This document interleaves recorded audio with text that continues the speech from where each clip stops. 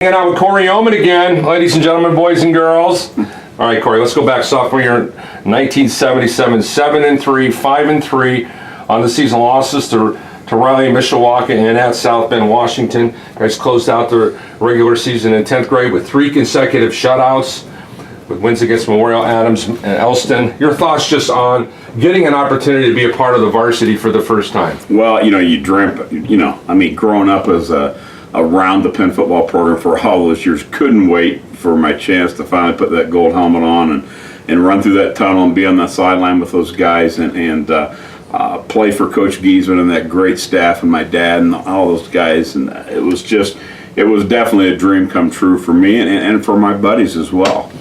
What jumps off the page at you? Was there a particular game, or was there a moment when the light clicked on for you? Well, there's multiple ones. Naturally, you think about some strange things that happened that year. One, for the first and the only time in Penn history, senior night was not held at Free Field.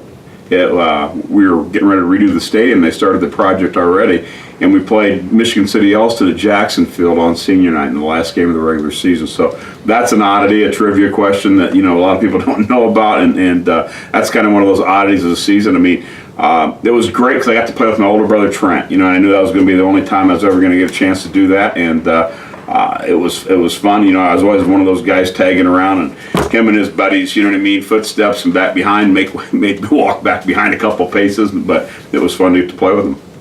All right, let's move on to 1978. 1978, very interesting situation. You get a little banged up, you miss the whole year. I can't even imagine you sitting out, having to sit out.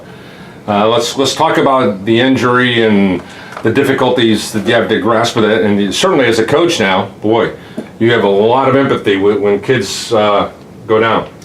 Well, after that scrimmage, which was pretty intense. It's always intense on Friday night, but it also is very intense when it comes to buddies playing against buddies in that inter-squad scrimmage. So I think that was, it was an intense scrimmage. Guys were getting after it, and that was a good football team, both offensively and defensively. And I think 7 of us went down in that inter-squad scrimmage. And after that scrimmage, Gies went back and changed kind of the format of how he ran that scrimmage because those guys were able to pick it up and get to the playoffs again, which was outstanding. But that was a physical day, that day in August.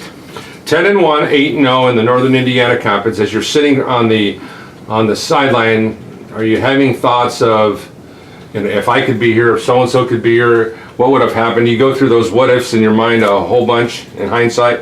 Well, I can remember crying hard the first time the guys came on the field and I wasn't with them. I was on the sideline, and that was hard experience because that's where you wanted to be and that's who you wanted to be with. And they did a great job and naturally went undefeated in the regular season and won the NIC and played a tough team from Fort Wayne Dwenger.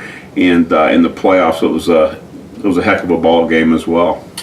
Okay, let's move on to senior season 1979, 11-1. Once again, unbeaten in the Northern Indiana Conference.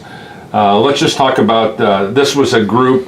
There was a lot of guys coming back, so the anticipation, I remember Chris talking about this, that the expectations were as high, if not higher, and many people in Michiana and all over the state say this may be the greatest Penn team that never won any hardware for all intents and purposes of all time. Of course, this was your senior season. It was a great opportunity for you to showcase your skills to get a chance to go to play in college. So let's just talk about those 1979. What an amazing year for you guys. Well, great team on both sides of the ball. Kenny Cotter, who's now the St. Joseph County prosecutor. He was our quarterback, did a great job, went on and played baseball at Notre Dame and did a heck of a job as a quarterback. Mark Ward, a Hall of Fame running back. Doyle Weaver, tough physical other running back. Kent Piotrowski and Don Doan on the offensive line. Just guys that went on and played. Derek France was a tight end, went on and played, collegiately as well. Kevin Creed played collegiately and played in the NFL for a little while. Defensive tackle Mark Osborne. Just Brent Keller, another scholarship guy. Steve Susky, wide receiver, scholarship guy. So we had a great group of guys that played very, very well together. And it was a magical season. We were lucky enough to win Penn's first playoff game. You know what I mean? And that beating Jeff 7-0 and at Penn, and it was a heck of a game, heck of a feeling to win that championship. All right, and then the last game. Here we go. Mark the watches, mark the clocks. The whole party is now being brought up. Let's just talk about the environment of what many people feel is one of the greatest games in the history of the region. And I know that Chris even talks about the competitiveness between two Hall of Fame football coaches. There was so many gamesmanships going on. You know what? Coach Howe and Coach Giesman are definitely legends, but you look at those two staffs, and there's legendary coaches up and down that sideline. I mean, you think of Coach Kerr, a good friend of mine. We worked at Michigan camp together multiple times. He'd come over to Penn, and we'd X and O and talk about football. Became great friends. A heck of a program. Hobart's program is outstanding. Naturally, our sideline as well, with Don Monhood being a Hall of Fame coach.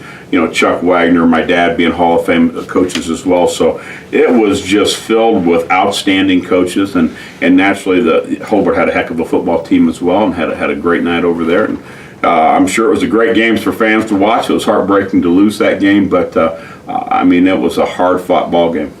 Do you recall? Keep in mind, you missed 4 years of Penn football when you're off at college. Was there a team? Was there a game that was filled with such excitement and enthusiasm because of the history of the two programs respectively? And once again, you've won multiple state championships, so it's hard to put it in perspective. But man, the excitement there was second to none. Well, it was unbelievable. That very same year, the Penn Mishawaka game at Free Field. The pictures are legendary, and about 3 or 4 gates open with people stacked all the way up to Bittersweet.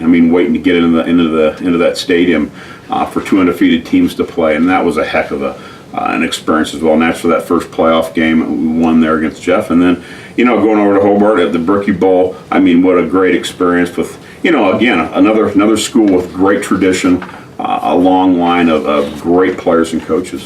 As a defensive guy, you had to take such great pride in what you guys were able to accomplish your senior season. You started off the season with 4 consecutive shutouts, gave up 3 touchdowns the next 3 games combined. Then 3 of the next 4 games shutouts. And it was an amazing, Chris calls it his best defense of all time, collectively man per man. So your thoughts about that? Yeah, it was a great group of guys that played well together, and I think, that first team defense that gave up, 1 touchdown, in the regular season all year long. Another one was a special teams touchdown, and so it was a great collection of guys that played very, very well together. Geese always makes the statement, when you're choosing a team, whether it's offensive or defense, it's not the 11 best players, it's 11 that play the best together, and those guys played great together. Oh, that's great.